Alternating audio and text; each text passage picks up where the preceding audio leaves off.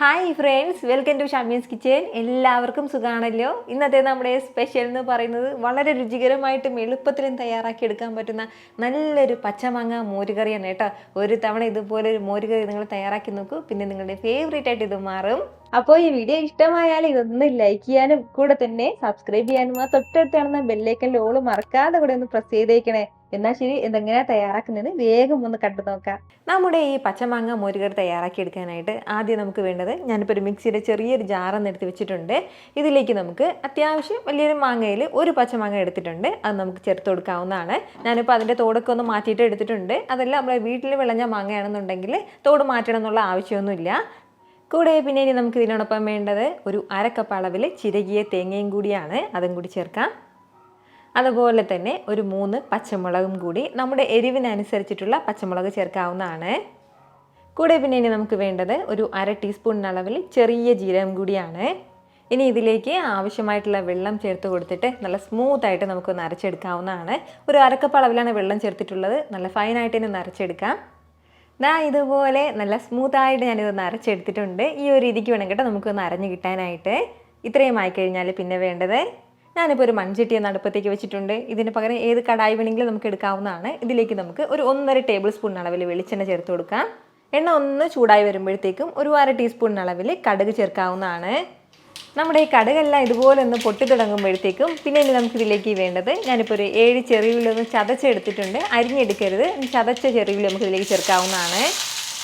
ചെറിയുള്ളി ചേർത്തിട്ട് നന്നായിട്ട് നമുക്കൊന്ന് വഴറ്റി കൊടുക്കാം.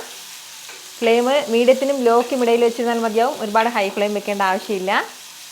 നമ്മുടെ ചെറുള്ളിയുടെ കളറ് മാറണം എന്നുള്ള ആവശ്യമൊന്നുമില്ല കേട്ടോ. നന്നായിട്ട് ഒന്ന് വഴണ്ട് കിട്ടിയാൽ മാത്രം മതിയാവും.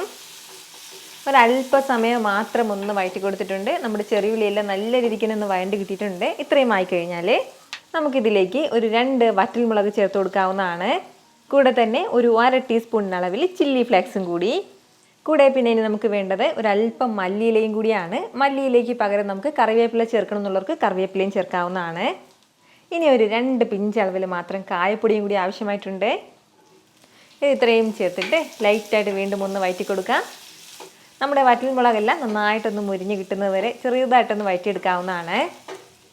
ഈ ഒരു രീതിക്ക് നന്നായിട്ടൊന്ന് വഴറ്റിയെടുത്ത് കഴിഞ്ഞാൽ പിന്നെ വേണ്ടത്, നമ്മൾ അരച്ച് മാറ്റി വെച്ചിട്ട് നമ്മുടെ കൂട്ടും കൂടിയാണ് ഇതിലേക്ക് ചേർക്കേണ്ടത്.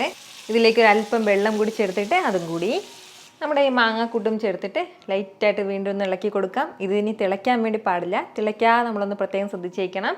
നല്ല രീതിക്ക് ഒന്ന് ചൂടായി വേണം വരാനായിട്ട്. നമ്മളിതുവരെ ഇതിലേക്ക് ഉപ്പ് ചേർത്തിട്ടില്ലായിരുന്നു, അപ്പോൾ ആവശ്യത്തിനുള്ള ഉപ്പ് ഈ ഒരു സമയം ചേർക്കാവുന്നതാണ്. ഇപ്പോൾ നമ്മുടെ ഈ പച്ചമാങ്ങ മോരുകറി നന്നായിട്ട് ഇതിനൊന്ന് ചൂടായി കിട്ടിയിട്ടുണ്ട്. തിളയ്ക്കുന്നതിന് തൊട്ട് മുമ്പുള്ളൊരു സ്റ്റേജാണ് കേട്ടോ. ഒരല്പസമയം കൂടെ ആവണമെന്നുണ്ടെങ്കിൽ ഇത് തിളച്ച് തുടങ്ങും. അങ്ങനെ വേണം നമുക്ക് ഇതൊന്ന് ചൂടാക്കി എടുക്കാനായിട്ട്. നല്ലതുപോലെ തന്നെ ഒന്ന് ചൂടായിട്ടുണ്ടാവണം, പക്ഷേ തിളപ്പിക്കരുത്. അപ്പോൾ ഈ ഒരു രീതിക്ക് ഒന്ന് നന്നായിട്ട് ചൂടായി കഴിഞ്ഞാൽ പിന്നെ ഇനി നമുക്ക് വേണ്ടത്, ഇതുപോലെ ഒരു 1/2 കപ്പ് അളവിൽ തൈരും കൂടിയാണ്. അധികം പുളിയുള്ള തൈര് എടുക്കരുത്, കാരണം നമ്മുടെ മാങ്ങയ്ക്ക് ഇച്ചിരി പുളി ഉണ്ടാവും. അതിൻ്റെ പേരിൽ നല്ല പുളിയായിട്ടുള്ള തൈര് എടുക്കരുത്, ചെറിയ പുളിപ്പുള്ള തൈര് മതിയാവും. ഒന്ന് മിക്സിയുടെ ജാറിലേക്ക് മാറ്റി ബ്ലെൻഡ് ചെയ്ത് ചേർക്കുകയാണെന്നുണ്ടെങ്കിൽ അത്രയും നല്ലത്. തൈരും ചേർത്തിട്ട് എല്ലാം കൂടി നല്ല രീതിക്ക് ഒന്ന് യോജിപ്പിച്ചെടുക്കാവുന്നതാണ്. തൈര് ചേർത്ത് കൊടുത്തു കഴിഞ്ഞാൽ പിന്നെ ലൈറ്റായിട്ട് ചൂടായാൽ മാത്രം മതിയാവും, തിളപ്പിക്കരുത്. നമ്മുടെ ഈ പച്ചമാങ്ങ മോരുകറിയുടെ ഈ ഒരു കളർ ഈ ഒരു രീതിക്കാണുള്ളത്. കുറച്ചും കൂടി മഞ്ഞ കളർ വേണം എന്നുള്ളവർക്ക് ഒരല്പം മഞ്ഞൾപ്പൊടി നമ്മൾ താളിക്കുന്ന സമയത്ത് ചേർക്കാവുന്നതാണ്. ഞാനിപ്പോൾ ചേർക്കാത്തത് നമ്മുടെ വറ്റൽമുളകിലുള്ള ആ ഒരു ലൈറ്റ് കളർ മാത്രമേ ഇതിന് മതിയെന്ന് വിചാരിച്ചിട്ടാണ്. ഈ ഒരു കളറിലാണ് നമുക്ക് കിട്ടുന്നത്. വളരെ രുചികരമായിട്ടുള്ള നല്ലൊരു പച്ചമാങ്ങ മോരുകറിയാണ് കേട്ടോ. നല്ല ചൂട് ചോറിൻ്റെ കൂടെ ഇതുപോലൊരു മോരുകറി മാത്രം മതിയാവും, വേറെ ഒന്നും പ്രത്യേകിച്ച് സൈഡായിട്ട് ആവശ്യമില്ല. ഇപ്പോൾ പച്ചമാങ്ങയുടെ സീസൺ കൂടിയാണ്. ഈ ഒരു സമയത്ത് നിങ്ങൾക്ക് തയ്യാറാക്കാൻ പറ്റുന്ന നല്ല ബെസ്റ്റ് ആയിട്ടുള്ളൊരു കറിയാണ്. ഉറപ്പായിട്ടും ഇതുപോലൊരു മോരുകറി നിങ്ങൾ തയ്യാറാക്കി നോക്കിയിട്ട് നിങ്ങളുടെ ഫീഡ്ബാക്ക് എനിക്കൊന്ന് മറക്കാതെ അറിയിച്ചേക്കണം. കാരണം നിങ്ങളുടെ ഫീഡ്ബാക്ക് കാണുമ്പോഴായിരിക്കും അത് മറ്റുള്ളവർക്കും തയ്യാറാക്കി നോക്കണം എന്നുള്ളൊരു പ്രചോദനം ഉണ്ടാകുന്നത്. ഇത്ര എളുപ്പത്തിലും രുചികരമായിട്ടാണല്ലേ നമ്മൾ തയ്യാറാക്കി എടുത്തിട്ടുള്ളത്. അപ്പോൾ ഇത് ഇഷ്ടമായാൽ ഇതൊന്ന് ലൈക്ക് ചെയ്യാനും കൂടെ തന്നെ നിങ്ങളുടെ ഫ്രണ്ട്സിനും ഫാമിലിക്കും എല്ലാവർക്കും ഇതൊന്ന് ഷെയർ കൂടി ചെയ്ത് കൊടുത്തേക്കണം.